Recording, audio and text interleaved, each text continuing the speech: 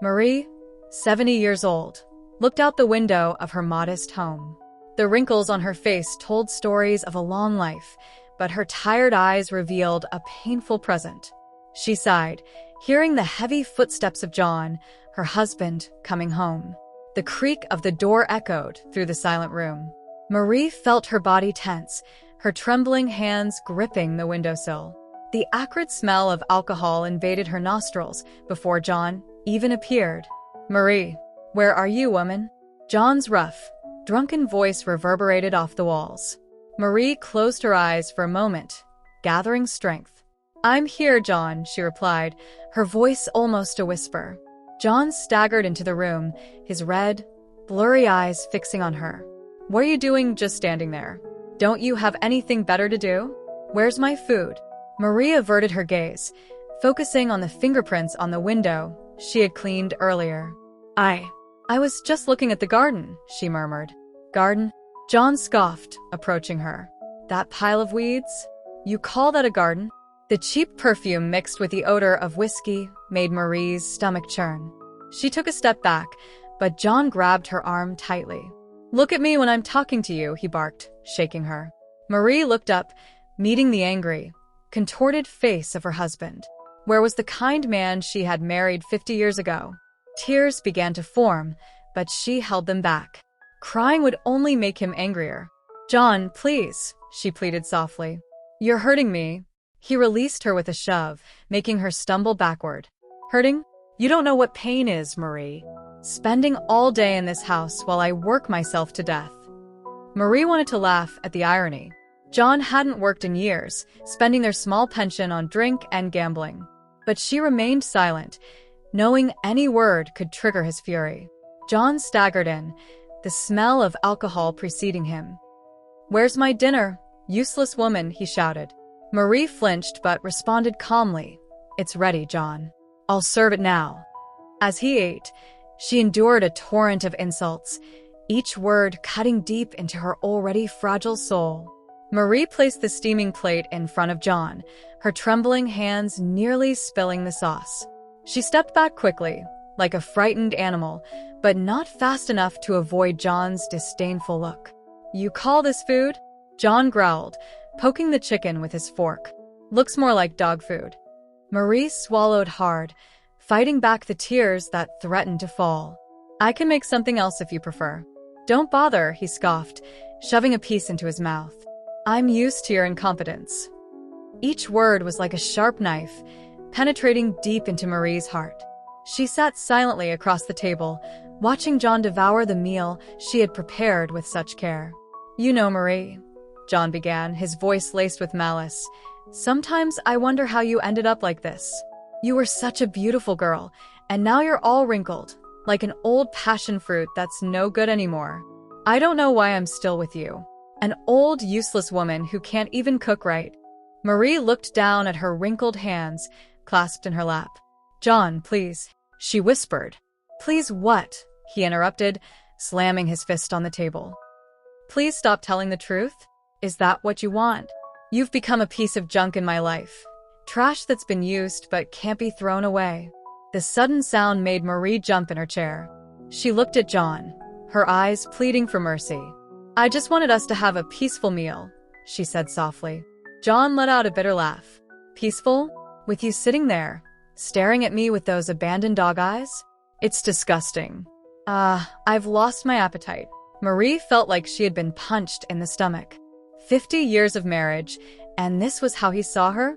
"John, I just want to be happy," she murmured. "Happy?" John spat the word like it was poison. "How could you be happy? Look at you, Marie. A pathetic, plain woman.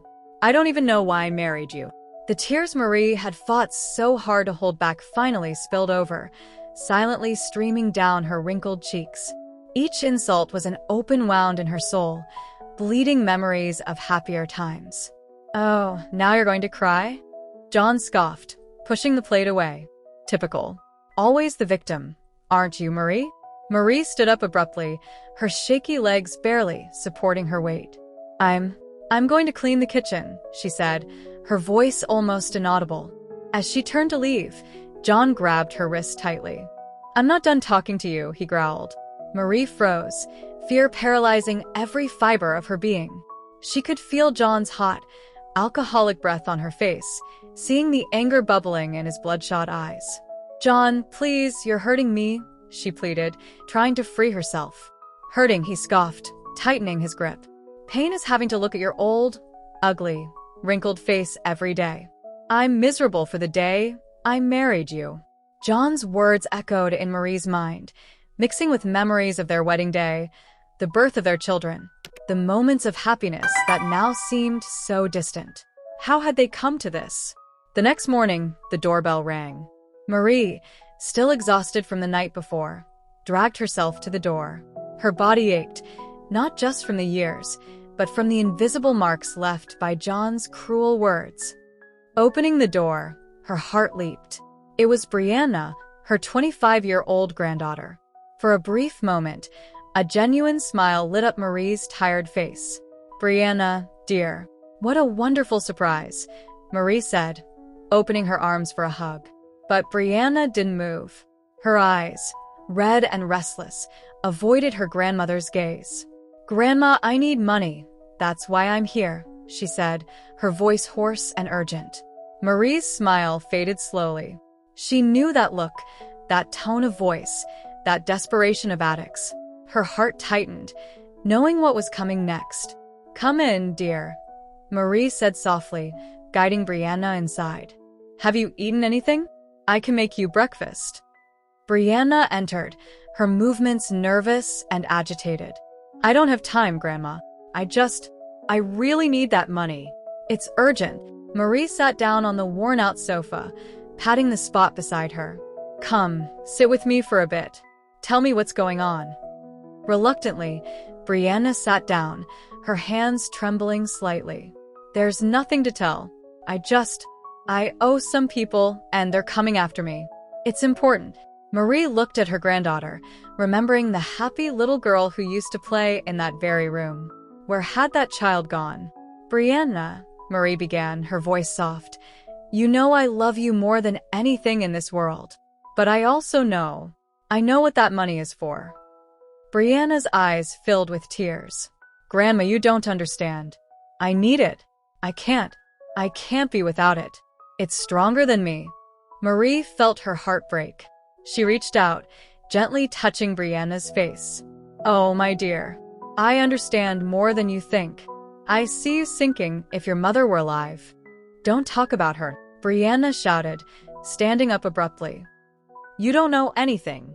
Marie recoiled, startled by the sudden outburst. Brianna, please. I just want to help. Then help me, Brianna pleaded, tears now streaming freely. Give me the money. It's the only thing I need from you. Marie closed her eyes, feeling the weight of decades of love and pain. She knew that giving the money to Brianna would only feed her addiction. But refusing could mean losing her granddaughter forever. How much do you need? Marie asked, her voice almost a whisper. Brianna named an amount that made Marie shudder. It was almost all she had saved. I have to go to the bank. But after you pay those people, we'll get help, Marie said, standing up slowly. Brianna nodded eagerly. I'll wait here. Grandma, thank you. You don't know how much this means. As Marie prepared to leave, she looked at her granddaughter, huddled on the sofa, looking so small and vulnerable. Love and fear battled in her heart. Brianna, she called softly. Promise me you'll get help. Please. Brianna just nodded, her eyes fixed on the floor. Marie knew it was an empty promise, but it was all she had at the moment. With a heavy heart, Marie left, knowing she was about to hand over her savings to feed the addiction that was destroying her granddaughter. But what else could she do? She wouldn't let them kill her granddaughter over debts. Alone again, Marie sat in the time-worn armchair, an old photo album in her lap. Her trembling hands caressed the dusty cover before opening it slowly. The scent of long-forgotten memories filled the air. The first photo made her heart ache. It was her and John on their wedding day. Marie touched the image gently, tracing the outline of John's smiling face. Oh, John, she whispered to the silence of the room. We were so happy. What happened to us? Turning the page, Marie found a photo of the birth of her daughter, Sarah. Tears began to form in her tired eyes. "My little Sarah," Marie murmured, her voice choked. "You were so beautiful, so full of life." Memories flooded her mind. Sarah's first smile, her first steps, the sound of her laughter echoing through the house. Marie sobbed quietly, remembering the day Sarah left for a party and never came back. "I should have done more," Marie said to herself, guilt gnawing at her heart. "I should have protected you better." The next page revealed a photo of Brianna as a baby, nestled in Marie's arms. A sad smile crossed the old woman's lips. "My sweet Brianna," she whispered, touching the chubby face of the baby in the photo. "You were our second chance, our hope." "Where did I go wrong?" Marie asked the emptiness of the room. "How could I have failed both of you?" Tears now flowed freely down Marie's wrinkled face. Each page turned was a stab of painful memories, birthdays, holidays, moments that seemed so perfect at the time, but now were tainted by the reality of the present. Marie paused at a photo of the whole family gathered. John, sober and smiling, with his arm around her. Sarah, a teenager, with little Brianna in her lap. Everyone smiling, everyone looking happy. Was it real? Marie asked aloud, her voice breaking. Were we ever truly happy? Or was it all an illusion? The silence of the empty house was her only answer. Marie hugged the album to her chest, rocking gently in the armchair. "John, my love," she whispered between sobs. "Sarah, my girl. Brianna, my little angel. Please come back to me. Please." But Marie knew her pleas were in vain. The John she loved had been lost to the bottle years ago. Sarah was gone. And Brianna. Brianna was following the same dark path. "God," Marie implored, looking up at the ceiling with tear-filled eyes. "If you're listening, please tell me. Where did it all go wrong? How can I fix this?" The ticking of the clock on the wall was the only response to her desperate plea. Marie closed the album, unable to bear any more memories. She curled up in the armchair, feeling the weight of decades of love, loss, and regret crushing her fragile heart. In the solitude of her living room, surrounded by ghosts of a happier past, Marie cried. She cried for everything that was, for everything that could have been, and for everything that would never be again. That night, the violent slamming of the door announced John's arrival. Marie, who was in the kitchen preparing a tea to calm her nerves, felt her entire body stiffen. The sound of John's heavy, uneven footsteps echoed through the house, each step making Marie's heart race with fear. "Marie!" John's roar shook the walls. "Where are you, you useless old woman?" Marie closed her eyes, taking a deep breath before responding with a trembling voice. "I'm in the kitchen, John." John burst into the kitchen, his eyes bloodshot with rage and alcohol. The smell of cheap whiskey emanated from him like a toxic aura. "You," he pointed an accusing finger at Marie, "you are my bad luck." Marie took a step back, her back pressed against the sink. "John, what happened? Please calm down." "Calm down," John shouted, grabbing a plate from the table and hurling it against the wall. The crash made Marie flinch. "I lost everything. Everything." What do you mean?" Marie stammered, her eyes fixed on the shattered porcelain scattered across the floor. John grabbed his gray hair with both hands, pulling it tightly. "The game, Marie. I lost everything in the game. Our savings, everything, everything." Marie's blood ran cold. "John, no. You can't have." "Shut up," John bellowed, grabbing another plate and smashing it on the floor. "It's your fault. You and your damned bad luck." Marie tried to move, to escape John's fury, but he grabbed her arm, his fingers digging into her fragile flesh. "John, please," Marie begged, tears streaming down her wrinkled face. "You're hurting me." With a violent shove, John threw Marie against the cabinet. She fell, hitting her head. A sharp pain exploded in her temple. "John," she whispered, her vision blurred by tears and pain. But John was beyond reason. He continued his rampage through the kitchen, smashing plates, glasses, anything his hands could reach. 50 years, he shouted between the crashes. 50 years wasted with you. Marie crawled to a corner, curling up as much as she could. She closed her eyes tightly, her lips moving in a silent prayer. Please, God, she murmured, almost inaudibly. Make this stop. Please. The chaos continued around her. The sound of breaking glass, John's incoherent shouts, the acrid smell of alcohol in the air. Marie remained huddled, trembling, praying for the storm to pass quickly. At some point, the sound subsided. Marie heard John's staggering footsteps retreating, followed by the slam of a door. Then silence. Slowly, Marie opened her eyes. The kitchen was in ruins, shards of glass and porcelain everywhere. John, she called weakly, but there was no response. Alone on the cold kitchen floor, surrounded by the wreckage of her life, Marie finally let the sobs escape. Tears of pain, fear, and a deep, endless sadness flowed freely. What have we done with our lives? How did it come to this? She whispered into the emptiness of the night, her voice broken and defeated. The next day, Marie dragged herself out of the house, her aching body protesting with every movement. She pulled down her long sleeves, trying to hide the bruises that bloomed on her pale skin. With hesitant steps, she made her way to the rehab clinic in the city center, hoping that Brianna would keep her promise. The smell of antiseptic hit her as soon as she entered the building.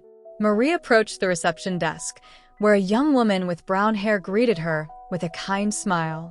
"Good morning, ma'am. How can I help you?" the receptionist asked.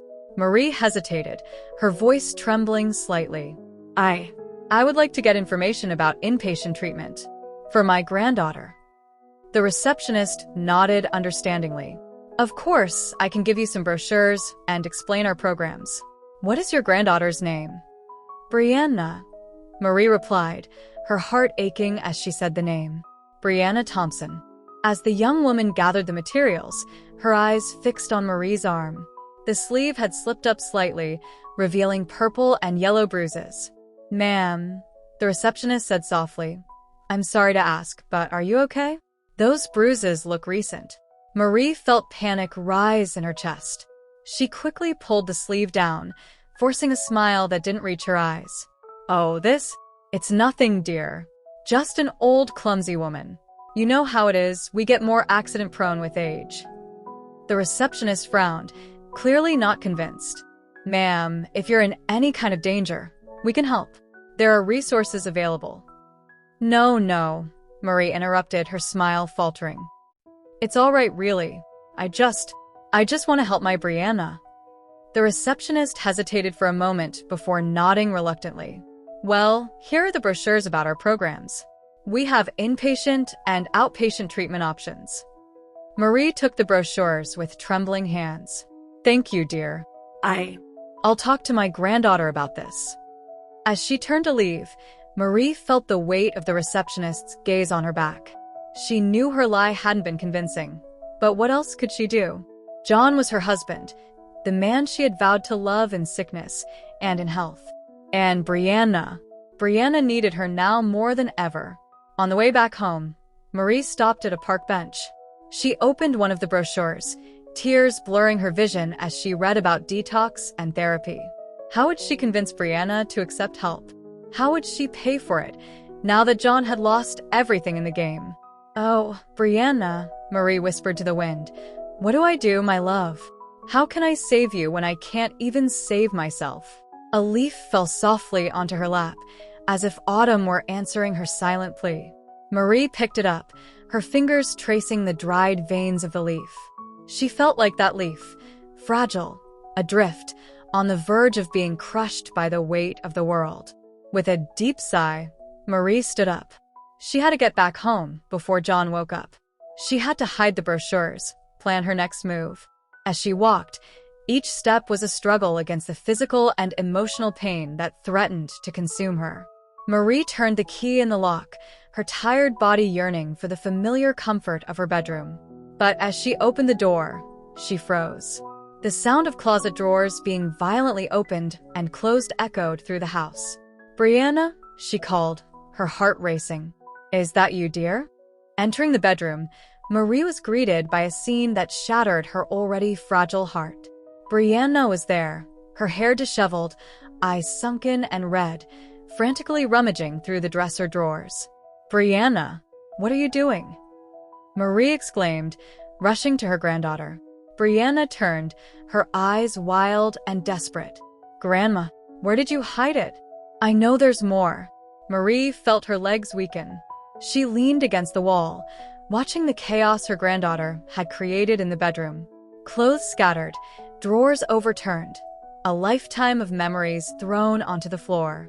"What are you talking about, my love?" Marie asked, her voice trembling. "Money, jewelry, anything."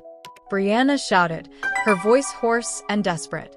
"What you gave me wasn't enough." Marie felt as if she had been slapped. "Brianna, please calm down. Let's talk about this." But Brianna wasn't listening.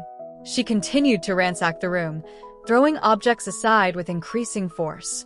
"I need more, Grandma. They'll hurt me if I don't pay." Marie, physically and emotionally exhausted, sat heavily on the edge of the bed. "Brianna, my love, please," she pleaded, tears streaming down her wrinkled face. "Seek help. I went to a clinic today. They can help you get better." For a moment, Brianna paused.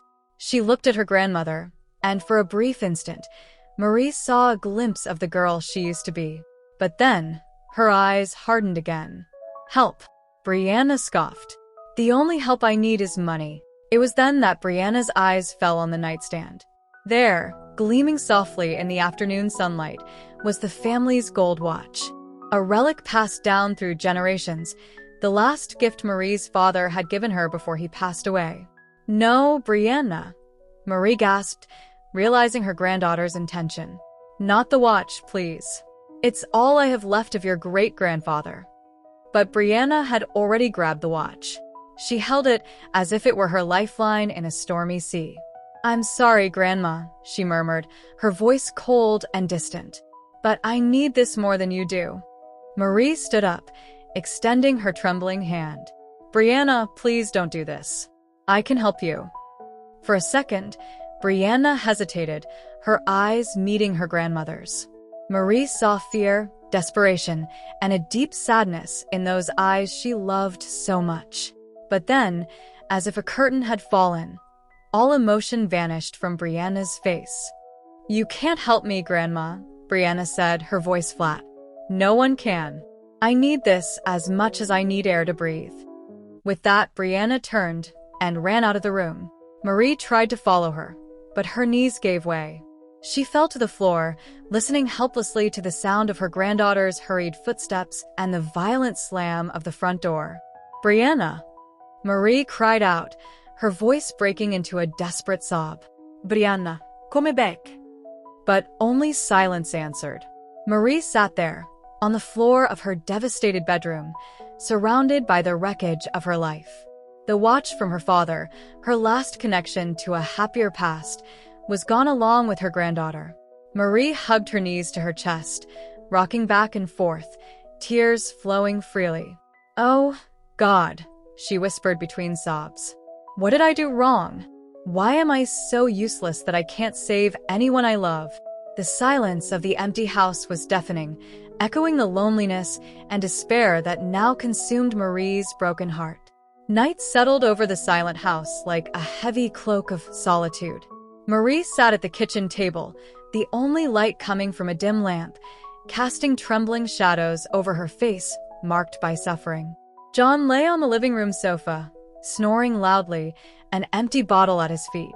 His presence, even unconscious, still cast a cloud of fear and anguish over Marie. With a trembling hand, Marie picked up a sheet of paper and a pen. She didn't know exactly what she was going to write, but she felt a desperate need to put her emotions on paper, to try to release the crushing weight that suffocated her heart. "Dear John," she began, the ink slightly smudging with her tears. "I remember our wedding, that beautiful day when we vowed to love and respect each other. How did we get to this point?" Memories flooded her mind. John's laughter, his eyes shining with love, his hands holding hers with such tenderness. Where had that man gone? You used to be so kind, so loving, Marie continued, the pen moving with difficulty. What happened to us, my love? When did we let our dream turn into this nightmare? She paused, her fingers gripping the pen tightly. Images of their marriage blended with memories of the past few years. The shouting, the empty bottles, the physical and emotional pain that assailed her daily. I feel so alone, John, Marie whispered to the paper. You left me so long ago, drowning yourself in drink. And now, Brianna is gone too, taking my heart with her. She stopped, thinking about her granddaughter. The smiling girl who had once filled her life with joy had turned into a desperate, addicted, and destroyed shadow. The more Marie tried to help her, the more Brianna pushed her away. I don't know what to do anymore, Marie admitted, her voice breaking. My family is falling apart before my eyes, and I can't stop it. She set down the pen, looking at the letter with tired eyes. Years of heartache, tears, and loneliness were imprinted in those words. It was as if her entire soul had bled out, leaving her empty and hopeless. Slowly, Marie opened the drawer of the table, taking out a small box. She opened it, revealing a single white pill, its faint gleam seeming to mock her pain. Maybe it's the only way out, Marie murmured, her finger tracing the outline of the pill. I can't bear this suffering anymore. I can't save anyone, not even myself. She closed the box, pressing it against her chest. The pain was too much, the burden too heavy to carry. In that suffocating darkness, death seemed like a tempting release. Marie looked one last time at the letter, her vision blurred by tears. Goodbye, my loves, she whispered. Forgive me for not being strong enough. With a trembling sigh, she brought the small box to her lips, ready to surrender to eternal sleep. Morning dawned cold and gray over the small house, the sound of birds singing in stark contrast to the ominous silence that hung in the air. Marie's neighbor, Mrs. Oliveira, had noticed that the kitchen curtain hadn't moved since the previous night. A growing unease filled her chest as she walked to the front door. She knocked softly, but there was no answer. Her concern increasing, Mrs. Oliveira decided to try the door. To her surprise, it was unlocked. She opened it slowly, calling out Marie's name. As Mrs. Oliveira entered the house, a chill ran down her spine. Everything seemed so quiet. She hurried toward the kitchen, and the sight before her eyes made her gasp. There on the table was a letter, and beside it, the small box that Marie guarded so carefully. Mrs. Oliveira felt her heart sink as she understood what it meant. Trembling, she picked up the letter and opened it, her eyes scanning the words written through tears. The pain, the loneliness, the despair accumulated with each line. When she finished reading, she could no longer hold back her own tears. Oh, my God, she whispered, bringing her hand to her lips. Marie, what have you done? She rushed outside, shouting for help. Minutes later, the sound of sirens filled the air, and soon the house was filled with police and emergency teams. John, still drunk and disoriented, was awakened and informed of what had happened.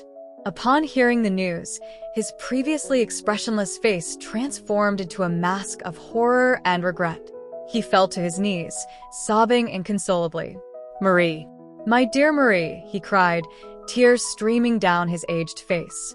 What have I done to you? Brianna, who had returned home after her desperate escape, watched the scene with wide eyes. She realized, for the first time, the true weight of her actions. Her relentless pursuit of money, her addiction that had blinded her, all of it had cost the life of her beloved grandmother. Grandma, Brianna murmured, falling to her knees beside John. She wrapped her arms around the man in a trembling embrace, the two of them grieving together, united in their pain and guilt. The house, once a scene of torment and loneliness, now echoed with the sobs of those who had lost everything. Marie was gone, taking with her the last spark of hope that held her family together. But with Marie's departure, John and Brianna finally saw the abyss into which they had fallen. They knew that nothing could fill the void left by her, but they made a solemn promise. Never again would they let pain and addiction destroy them. They would fight to redeem themselves, to honor Marie's memory and rebuild what they had shattered. The house, once the stage for so many tears, would now be the home of a new journey, a journey of healing, forgiveness, and hope reborn from the ashes of the past. For Marie, even in her absence, would continue to light the way for those she loved most. 18 months had passed since sadness and loneliness had left their eternal mark on that small house. The pain of losing Marie was still a deep wound in their hearts, but John and Brianna knew they needed to honor her memory by moving forward. John, whose face had once been marked by excess, now showed an expression of serenity. He had become a volunteer at the local nursing home, dedicating his time to caring for the elderly who, like Marie, had been abandoned by their loved ones. "These old folks remind me so much of her," John said softly as he cleaned the hallways of the nursing home. "Lost alone. I can't let anyone else go through this." He smiled at an elderly woman passing by, helping her to the dining room. His eyes, once clouded by alcohol, now shone with a determination he had long lost. "I fail Marie," John murmured, his face saddening for a moment. "But I won't fail these elderly people. They will have someone to care for them." Across town, Brianna walked the halls of her university, a look of concentration on her face. She remembered Marie's letter, the words that had hit her like a punch to the chest.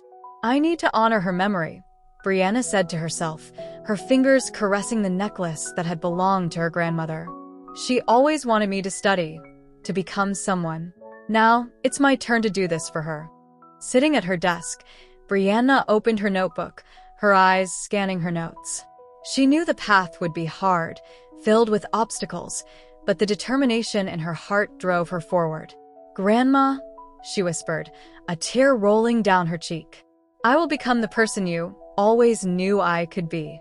At night, when John returned home, he found Brianna immersed in her studies, her expression focused. He smiled, feeling grateful to finally see her pursuing her dream. "She would be proud of you, my dear," John said, stroking Brianna's hair. She looked up, her eyes shining with a mix of pain and hope. "I hope so, Grandpa," she replied, her voice choked. "I just want her to know that I won't let her sacrifice be in vain." Together, John and Brianna walked through the house, each corner filled with memories of Marie. They could feel her presence, her love, like a light guiding them through the darkness. The words of the letter, that final message of farewell, were a scar on their hearts, and its eternal reminder of how close they'd come to losing everything. But now, with renewed determination and hope, they dedicated themselves to rebuilding their lives. They would honor Marie's memory, not letting addiction and pain consume them again. They would do everything in their power to become the individuals she always knew they could be. In that house, once a stage for so much suffering, a light was now reborn. Marie, even in her absence, continued to illuminate the path for those she loved. And John and Brianna, with hearts full of gratitude and resolve, moved forward, knowing that one day they would be reunited with their beloved.